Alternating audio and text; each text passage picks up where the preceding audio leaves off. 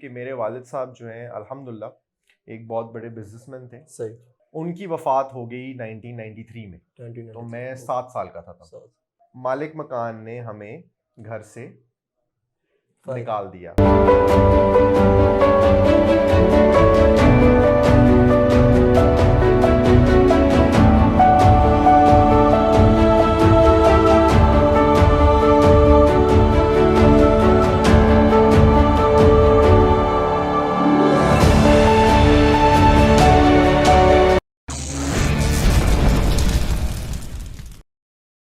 बिस्मिल्लाहिर्रहमानिर्रहीम, अस्सलाम वालेकुम। मैं हूं आपका होस्ट मेहराब हबीब और आप देख रहे हैं T4 तमाशा। आज मेरे साथ मौजूद है अली भाई और सेंटोरस मॉल में जो ऑटो शो हुआ था बड़ा कामयाब और बहुत अच्छा, क्योंकि मुझे शौक़ नहीं है कार्स का, लेकिन अली भाई के साथ जो वीडियो हुई और जो तला ने मुझे मोटिवेट किया कि मेहराब भी चलना है और इंटरव्यू करने हैं, वहाँ पर कार्स बहुत अच्छी अच्छी आएंगी। और ये सच्ची बात है, अली भाई मौजूद हैं। अली भाई की कार से ज़्यादा अली भाई को लोगों ने पसंद किया, इनकी गुफ्तगू को, इनके प्यार भरे अंदाज़ को। तो अली भाई का थैंक यू सो मच, आपने हमें टाइम दिया T4 तमाशा को। तो अली भाई साहब को मिलवाते हैं। अस्सलाम वालेकुम। वालेकुम अस्सलाम व रहमतुल्लाह। जज़ाकल्लाह, आपने बहुत सारी अच्छी बातें बोली। मैं सबसे पहले तो आपका थैंक यू सो मच कि काफ़ी टाइम बाद आपने टाइम दिया और भरपूर बड़े अच्छे तरीके से हमें मतलब ये गाइड भी किया, समझाया भी। अली भाई मेरा पहला क्वेश्चन आपसे कि वो मतलब जो ओल्ड इंटरव्यू था उसी से शुरू कर दूँ। वो 6000 रुपये आपकी पहली तनख्वाह और वो सेंट्रो कार। उससे पहले मैं ये कुछ बात करना चाहूँगा। जी जी ज़रूर ज़रूर। आपने मुझे जैसे कहा ना कि शुक्रिया आपके टाइम का, तो ये हम सबको एक चीज़ सीखनी चाहिए कि कोई भी इंसान किसी के लिए वक्त बनाए तो उसकी कोई वैल्यू होती है। ये बात है। तो मेरे लिए वैल्यू ये है कि आप मेरे लिए वक्त निकाल दें। Thank you. ठीक है अली भाई, आप डिज़र्व करते थे ये, चूँकि मैं मजबूर हो गया जब मुझे ऐसे कमेंट्स मिले। सारी वीडियो में सबसे ज़्यादा कमेंट्स आपकी थी, अली भाई फिट, अली भाई गुड, अली भाई गुड। तो मैं मजबूर हो गया। तो इसकी जो वजह थी आपकी टॉक, आपका अंदाज़ बयान, आपके अंदाज़ गुफ्तगू, वो बहुत अच्छी लगी सबको। क्या एडवाइस करेंगे अपने यंगस्टर्स को? यार, जो कार शो था ना, जी जी, उसके बाद बहुत सारे लोगों के मुझे मैसेजेस आए और वो गाड़ी के बारे में नहीं बात कर रहे थे। वो ये बात कर रहे थे कि यार और भी बहुत सारे लोग थे वहाँ पर, किसी ने हमें गाड़ी के करीब नहीं आने दिया। आपकी गाड़ी खुली भी थी और सुबह से लेकर रात तक लोग खुली भी थी, आते रहे, बैठते रहे, तस्वीरें खिंचाते रहे। तो मैं ये मैसेज ये दूंगा कि जो गाड़ी है ना वो इंस्पिरेशन नहीं है, जो गाड़ी के पीछे स्टोरी है वो असल इंस्पिरेशन है। क्योंकि कोई भी चीज़ जो है अल्लाह सुब्हाना तआला देने वाला है, ठीक है, लेकिन जो आपने मेहनत की होती है और ख़ुद से हासिल किया होता है। अब ये गाड़ी और भी हैं पाकिस्तान में, ठीक है, लेकिन खुद कमा कर, मेहनत कर कर हासिल करना और आपको वालिद साहब से या जायदाद में मिल जाने में बहुत फ़र्क है। बहुत फ़र्क। तो that's one thing that I will pass on as a message कि हमारे यहाँ जो यंगस्टर्स हैं ना, उनमें एक ये बहुत बड़ा मसला है कि वो चाहते हैं कि उन्हें पका पकाया मिल जाए और उसको बैठ के वो खाएं। उससे होता क्या है कि माँ बाप भी बच्चों को स्पॉइल कर रहे हैं, बच्चे भी अपने आप को स्पॉइल कर रहे हैं। सबसे बड़ा फ़र्क उसमें आता है कि जो बंदा भूखा नहीं है ना, उसे हंगर नहीं होती। ये बात है। और जिसको भूख नहीं है वो मेहनत नहीं करता, जैसे आप कर रहे हैं। अभी आप 1.5 घंटा ड्राइव करके रात के 10-11 बजे इधर आए हैं। क्यों आए? मेहनत करना चाहते हैं कुछ ज़िंदगी में आगे जाने के लिए। तो मेरे लिए आपकी और आपकी टीम की रिस्पेक्ट यहाँ पर है, ठीक है, बजाय कि कोई और बंदा है जो वालिद साहब की गाड़ियों के अंदर घूम रहा है और मेहनत कुछ नहीं कर रहा, तो वो मेरे लिए ज़ीरो है। ज़ीरो। तो अली भाई, जो आपकी सेंट्रो कार थी, वहाँ से लेकर i8 BMW, इस दौरान लड़ाई कितनी हुई लाइफ के साथ? यार, उससे पहले की भी स्टोरी है, मैं ज़रूर सुनना चाहूँगा। उससे पहले की स्टोरी ऐसी है कि मेरे वालिद साहब जो हैं अल्हम्दुलिल्लाह एक बहुत बड़े बिजनेसमैन थे। सही। और इधर इस्लामाबाद पिंडी के पहले जो टाउन्स थे ना, जी प्राइवेट टाउन्स, जंजुआ टाउन के नाम से अडियाला रोड पे उन्होंने बनाए। सही। तो माशाल्लाह अल्लाह ताला ने उनको बड़ा नाम दिया था, बड़ा पैसा दिया था। उनकी वफ़ात हो गई 1993 में, तो मैं 7 साल का था। उनकी वफ़ात 1993 में होगी और जब वो इस दुनिया से गए तो जो कुछ था हमारे पास वो लोगों ने जो है ना, अच्छा, उड़ा लिया, छीन लिया। यहाँ तक कि कुछ अरसे बाद और ये कोई ज़्यादा पुरानी बात नहीं है, 2005 की बात है सही। कि हम एक घर में रहते थे और हमारा महीने का किराया था 11,000 रुपया। 11,000 2005 में। 2005 में। तो बहुत अरसे से हम किराया नहीं दे सके थे क्योंकि हालात ऐसे थे। हमारी वालदा अकेली थी, उन्होंने हमें पाला है। मैं हूँ, मेरे एक छोटा भाई और बहन, और मालिक मकान ने हमें घर से निकाल दिया। वो भी इस तरह से कि उन्होंने बिजली हमारी बंद की, पानी बंद किया और गैस बंद की। सर्दियों के दिन थे ओहो। और हमारे पास ना कोई जाने की जगह, ना कोई पैसे। उससे थोड़ा अरसा पहले ही मैंने वो जॉब स्टार्ट की थी 6,000 महाना पे। तो जब वो दिन मैं देखता हूँ और अब मैं देखता हूँ कहाँ हूँ, तो ये सब अल्लाह सुब्हाना तआला का जो है ना करम है। तो ये गाड़ियाँ शाड़ियाँ तो उसके बाद आई हैं, लेकिन सोसाइटी के अंदर बड़े होना बाप के बगैर, ये बहुत बड़ी बात है, बहुत बड़ी चीज। और उससे बड़ी अचीवमेंट ये है कि ये तरबियत होना कि सही और गलत, ये तफरीक, ये बात। और उसके बाद खुद से करना। अपने लिए तो हर कोई करता है, लेकिन करके दूसरों के लिए कुछ करना, ये बड़ी बात, ये बड़ी बात है। ठीक है अली भाई, ये लिए मोटिवेट कर रहे हैं, ये बातें तो चलती रहेंगी। अब स्टोरी पे आ जाए। स्टोरी पे आ जाए। ठीक है। सो मैं बैठा, अब मैंने जो है ना अपनी स्टडीज़ नहीं की हुई कुछ खास। मैंने ओ लेवल्स तक की है। उसके बाद जैसे आपको मैंने बताया कि हम थोड़े से बाद घर से भी निकाले गए थे, तो उससे कुछ अर्सा पहले मैंने अपनी स्टडीज़ छोड़ दी थी क्योंकि हम अफोर्ड नहीं कर सकते थे। मेरा एक दोस्त है, उसने मुझसे कहा कि यार ये भाई एक कॉल सेंटर की जॉब आई है, ठीक है, तो ये तू अप्लाई कर और मिल जाए तुझे शायद। सही। अब मेरी अंग्रेज़ी थोड़ी बेहतर थी, वो भी इसलिए बेहतर थी क्योंकि मैं टीवी के ऊपर ना गेम शेम लगा कर या मैचेस जब चल रहे होते थे ना, तो कमेंट्री कर रहा होता था पीछे। अच्छा। बैठ कर। वाह। तो खुद से कमेंट्री कर रहा होता। मैंने कहा यार ना मेरा कोई सीवी है ना मैंने कोई जॉब की, मुझे किसने जॉब देनी है, 17 साल का मैं लड़का हूँ। उसने कहा खैर है यार चल। तो उसको बाइक शाइक चलाना नहीं आता था। सही। टूटा, मतलब उसने मुझे बाइक पे बिठाया, मुझे अपने घर ले गई। सही। हमने वहाँ पे एक सीवी बनाई जिसपे सब्जेक्ट्स लिखे हमने कि हमने ये किया हुआ। और हम बैठे 111 नंबर वैन पे और पहुँच गए इस्लामाबाद मैरियट होटल। वहाँ कंपनी का नाम है टचस्टोन, जहाँ पे मैंने ज्वाइन किया। तो मैं जब जॉब इंटरव्यू देने गया, मैंने कहा यहाँ पे तो काम मुझे मिलनी है भाई। अल्लाह सुब्हाना ताला अपॉर्चुनिटी देता है इंसान बस को। वो आप, तो वो मैं अक्सर लोगों से कहता हूँ कि जो कश्ती है ना, बैठना आपका काम है और चप्पू मारना आपका काम है, ऐसे उधर पहुंचाना वो अल्लाह का काम। तो इसी तरह हुआ, मैंने जॉब स्टार्ट कर ली। मेरी जॉब थी, जो पहली सैलरी मेरी आई वो 6,372 रुपये। 6,372 रुपये, याद है? 372 रुपये, बिल्कुल याद है। तो जो मेरे पहले पैसे हैं, मैंने कहा यार ये तो अल्लाह ताला का बड़ा करम है। वहाँ से स्टार्ट किया। वहाँ से मैंने 8 साल लगातार काम किया और बहुत मुश्किलात देखी। 8 साल काम करने के बाद मैं पहुंचा तकरीबन 60,000 महाना के ऊपर। लेकिन 8 साल रातें इस तरह काम की कि ना मैंने कभी दिन देखा ना कभी रात देखी। कोई फैमिली को टाइम दे रहे हैं, नहीं दे रहे हैं, कोई घूम फिर रहे हैं, तफरी कर रहे हैं, कोई पता नहीं। काम और काम लगे रहे। मैं छोटा सा था। वहाँ से मैं प्रमोट हुआ तो 22 साल की उम्र में। सही।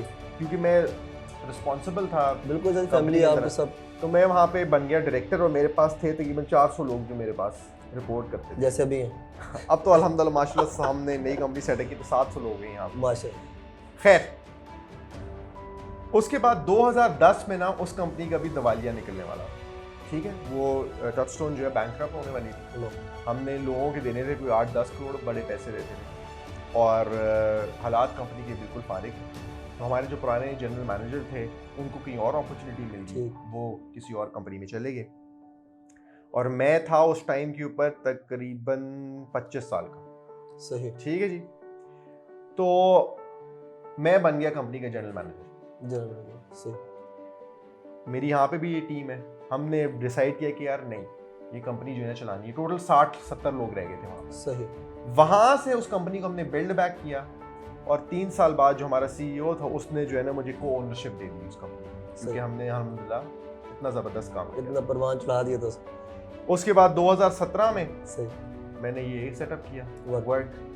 हमने 8 लोगों से स्टार्ट किया था, वाह, अब माशाल्लाह 700 लोग हैं हमारे। सुभान अल्लाह। मेहनत।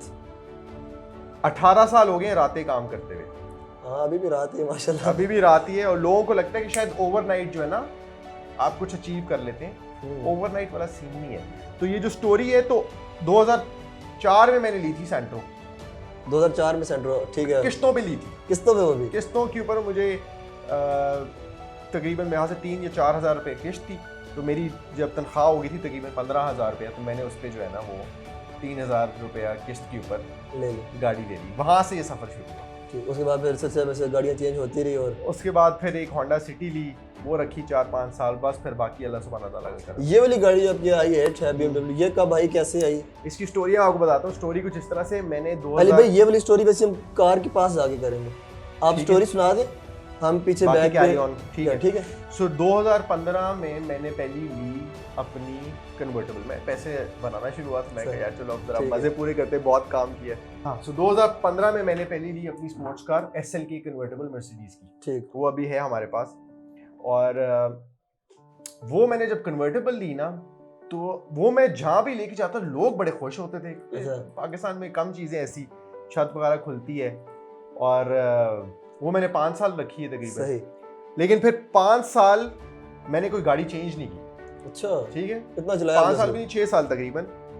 ये जब बिजनेस सेटअप किया, सारा पैसा बिजनेस में लगाया। सही। जो पैसा बिजनेस बना भी रहा था वो भी वापस बिजनेस में लगाया। सही। क्योंकि हमने जब ये स्टार्ट किया तो पहले 2-2.5 साल हम बिल्कुल बस बराबर ही चल रहे थे। ठीक। तो जब फाइनली जो है पैसे, अब वो कन्वर्टेबल की ऐसी आदत बन गई थी कि रात को काम करते हैं, छत खोल के जरा मजा आता है, रात को निकल जाते हैं। तो फिर मैंने कहा कि यार अगली गाड़ी कन्वर्टेबल ही लेनी। ठीक है, अब पाकिस्तान में ड्यूटीज का भी बड़ा मसला है, ऐसे ही, और कन्वर्टेबल गाड़ियां भी कम ही हैं, कम मॉडल्स हैं आप चूज कर सकते हैं। i8 जो है पहले कन्वर्टेबल नहीं होती। ठीक, अच्छा, वहाँ पे ऑटो शो में 2-3 और भी ऐसी खड़ी, लेकिन वो कन्वर्टेबल नहीं थी। ठीक है जी। तो ये मैंने कहा यार मैंने लेनी कन्वर्टेबल, ये मुझे i8 पसंद थी, मैंने कहा लेनी कन्वर्टेबल। अच्छा, अब सीन कुछ ऐसे हुआ कि 2018 में BMW ने अनाउंस किया कि हम कन्वर्टेबल बनाने लगे। ये अल्लाह ताला की जो है ना वो होती है, आपने सोचा और बन गई। तो 2018 में उन्होंने डिसाइड किया कि हम कन्वर्टेबल बनाने लगे। आप रुक गए, वरना आपने वही ले लेनी थी, पर वरना नहीं लेनी मैंने कोई नहीं थी। मैं कहा चलो देखेंगे, चल तो रही है गाड़ी, कोई जब तक चल रही है। उस टाइम पे मैंने जब इसकी कीमत चेक की, मैं कहा भाई ये तो नहीं अफोर्ड हो सकती। उस टाइम क्या थी रेट उसका? यार उस टाइम पे गाड़ी, ये जो गाड़ी की प्राइस है ना, वो सिर्फ गाड़ी की प्राइस ड्यूटी के अलावा है $1,80,000। $1,80,000। तो ये तकरीबन बन के कितने बन जाते हैं, कैलकुलेटर निकाल लेते हैं ना। तो खाली गाड़ी की जो कीमत है, खाली गाड़ी की तो 2,90,00,000 2 करोड़ खाली गाड़ी की कीमत ड्यूटी के बगैर। ठीक है, और उस टाइम पे ना कोई इतने खास पैसे जैसे थे ही नहीं। मैंने कहा यार ये तो नहीं ले सकते, बस मैंने ना सोचा उसके बारे में। मेरा होता है कोशिश कि जो आपके पास है ना, खर्च उसमें से करना है, चादर देख के। अल्लाह सुब्हान व तआला ने आपको ये नहीं कहा कि तू अनलिमिटेड खर्च कर। अल्लाह ने कहा जो मैं दे रहा हूँ उसमें से तू जो मर्जी कर, ऐसे ही। ठीक है, और उसी में से इंसान को खुश रहना चाहिए जो अल्लाह ताला दे रहा है। बेशक हमने और मेहनत की माशाल्लाह। लास्ट ईयर हमारा ज़बरदस्त गुजरा। ठीक। तो जो मेरी वाइफ हैं उनको ये गाड़ी जो है ना बड़ी पसंद थी, जो कन्वर्टेबल।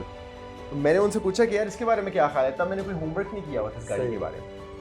तो वो तो पागल हो गए, हाँ ये, और बच्चे भी ज़रा बच्चे से एंजॉय करते हैं ऐसे। तो मैंने अपनी टीम से बात की, मैंने कहा गाड़ी तो है लेकिन पैसे बहुत ज़्यादा हैं यार इस टाइम पे, जो है ना बिजनेस और ग्रो करते हैं, पैसों के ऊपर गाड़ी के ऊपर क्या। उन्होंने कहा ली यार 5 साल से एक चला रहे हो, मेहनत तो करते रहते हो, तो कभी कभी अपने ऊपर खर्च करना जो है ना ले लो बस, ले लो।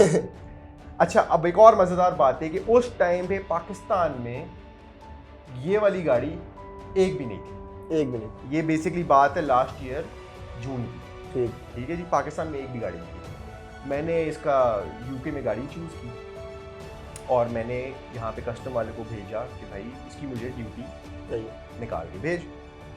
अच्छा, अब जब मैंने उसको भेजी ना, तो उस टाइम पे जो हमने गाड़ी का कलर चूज किया वो ऑरेंज कलर था। ऑरेंज? ठीक है जी, सही। मैंने उसको वीडियो बना के भेज दी कि यार ये वीडियो है, ये गाड़ी है और इसका कस्टम मुझे बता दे। अब वो क्योंकि ये डीलर्स के साथ सारा नेटवर्क कनेक्टेड होता है, उन्होंने कहीं डीलर के साथ वो शेयर की वीडियो, डीलर तो सब गर्म हो गए उसके ऊपर गाड़ी के ऊपर। उन्होंने कहा यार ये तो गाड़ी है ही नहीं यहाँ पे, हम मंगाते हैं। तो अभी मैं क्योंकि वर्किंग कर रहा था पाकिस्तान में, कोई थी भी नहीं, 3 लोगों ने वो 2 ऑरेंज कलर की ना गाड़ियाँ वो इकट्ठी उठा ली। अच्छा, वहाँ पे सही। मैंने कहा यार, अच्छा मैं तकरीबन अभी महीना गुजर गया इस बात को, तो मुझे किसी की कॉल है कि अली भाई आपने वो गाड़ी उठा ली है? मैंने कहा नहीं। कहते वो तो गाड़ी पाकिस्तान आ रही है। मैंने कहा ये कैसे पॉसिबल है कि एक गाड़ी पाकिस्तान में है ही नहीं और 2 साल से, और एक ही मैंने अभी बात की है, किसी से बताया और उससे पाकिस्तान आ रही है। वो पता चला कि डीलर्स ने मिलकर ना गाड़ियाँ वो उठा ली। मैं कहा चलो, मैं हूँ पेशेंस वाला बंदा, मैं ये कहता हूँ कि जो आपके लिए अल्लाह ताला ने लिख दिया है ना वो आपको मिलेगा, तो मर्जी। और अगर आपको कुछ नहीं मिल रहा तो उससे अल्लाह ताला आपको बेहतरीन ही देता है, बेहतरी होगी जो आपके साथ कुछ और है। हुआ इस तरह से कि वो जो गाड़ियाँ थी ना ऑरेंज, वो चली हुई थी, जितनी भी चली हुई थी, जब हमने वाइट में देखी ना गाड़ी, हमने कहा वाइट का तो कमाल ही जो है ना कुछ और है। और फिर इस गाड़ी का इंटीरियर भी ऑरेंज है। तो पूरे यूके में सिर्फ 2 गाड़ियाँ थी जिसका वाइट एक्सटीरियर और ऑरेंज इंटीरियर था। सही। और अल्लाह ताला की मैं आपको बताऊं क्या बंदा के अल्लाह ताला कितना बड़ा है कि मैंने 3 महीने सब्र किया। मैंने कहा कोई बात नहीं, मैं काम में लगे, मैंने खैर है कोई बात नहीं। हम गाड़ी ढूंढ रहे तो वाइट, मैंने कहा लेनी है तो वाइट और ऑरेंज लेंगे, हम हर रोज़ देखें कोई है ही नहीं। पूरे पे हमने BMW का नेटवर्क चूज़ किया, नहीं, उसकी एक वजह भी है। पूरी दुनिया में इस टाइम पे टोटल 4000 रोडस्टर्स हैं और उसके बाद खत्म हो गई बस। 4000 के बाद एंड। ठीक है, पूरी दुनिया में। तो अब यूके से हमने इंपोर्ट करनी थी राइट हैंड ड्राइव, तो वहां पे थोड़ी सी गाड़ियां थी। ठीक। मैं एक दिन फजर की नमाज पढ़ के बैठा कंप्यूटर में, मैंने वैसे ही सर्च मारा, ऑफिस में ही होते हैं उस टाइम पे, तो एक डीलर पे ना वो गाड़ी निकल आई वाइट विद ऑरेंज, और गाड़ी टोटल 300 किलोमीटर चली। 300 मतलब, और वो भी चली हुई भी नहीं गाड़ी, वो डेमो कार थी एक शोरूम की BMW की। सही। तो उस पे लिखा हुआ था कि 150 पाउंड देके आप गाड़ी रिजर्व कर सकते। सही। मैंने कहा यार कोई शैंडी बना क्योंकि गाड़ी वही है जो हमें चाहिए, और चली भी टोटल 300 भी है, वो भी डेमो कार है, ब्रांड न्यू गाड़ी है। ऐसे ही। तो कैसे हो सकता है जो कार है कोई ऐसे ही। और छोटा सा कोई डीलर था। हमने ना वहाँ पे डाल के ना, मेरे यूके में रिश्तेदार है, उनका नाम डाल के ना रिजर्व कर ली, क्योंकि वो कह रहे थे कि रिजर्वेशन के लिए ना उधर से किसी बंदे का नाम डाल। अगले दिन मैंने उनको फ़ोन किया, मैंने कहा यार मैंने वो एक गाड़ी रिजर्व की थी। डीलर को फ़ोन नहीं किया उनको कि डियर मैंने एक गाड़ी रिजर्व की थी, तो उसका अगर कॉल आए तो वेरीफाई करें। वो तू है वो? मैंने कहा हाँ। वो कहते हैं मुझे तुमकी सुबह कॉल आई है। मैंने कहा कोई गाड़ी शाड़ी मैंने रिजर्व नहीं, कैंसिल करो। कैंसिल करवा दी। खैर मैंने फिर डीलरशिप को कॉल की, उन्होंने कहा कि आप एडवांस कुछ पैसे भेजिए फिर हम करेंगे। वो हमने भेजे। फिर ये गाड़ी को मैंने कस्टमाइज़ कराया हुआ है। तो जो ओरिजिनल गाड़ी है उसके अंदर फ्रंट और बैक में, अभी हम जब नीचे जाएंगे तो आपको दिखाता हूँ, तो डिफरेंसेस हैं। हमने इसको कस्टमाइज़ कराया है। ठीक। और उसमें तकरीबन हमने 1-2 महीने लगाए, 1 महीना तकरीबन लगा सारा। उसके बाद गाड़ी हमने यहाँ पे शिप की है। ठीक। और शिप करके कितने टाइम लगा आने में? 3 महीने? नहीं, सो बेसिकली गाड़ी शिप हुई, आने में तो टोटल महीना लगता है। ठीक। बाकी फिर कस्टम क्लियरेंस और वो उसमें बाकी सारा कुछ। ठीक। तो मेरी फैमिली को नहीं पता था कि गाड़ी आ गई है। अच्छा। उनको मैंने फिर इकट्ठा किया और सरप्राइज दिया उन्हें। अरे वाह। तो सब आंसुओं में थे। वो तो ईद का समय होगा फिर। हाँ, ऐसा ही है, ऐसा ही है। तो अली भाई चलें गाड़ी के पास फिर? चलें, चलते हैं।